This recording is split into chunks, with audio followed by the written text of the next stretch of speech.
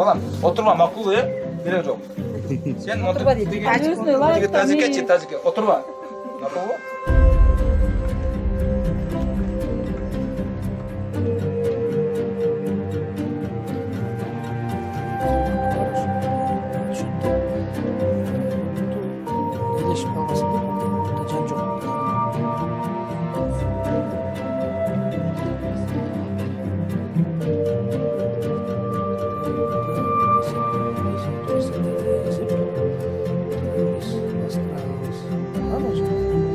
Азыр ушинтип мектепке барып атабыз. Мага айтышкан үйгө эле келип окутайлы деп, бирок мен ошо балдар деген балдар менен аралашсын нур жигит депчи.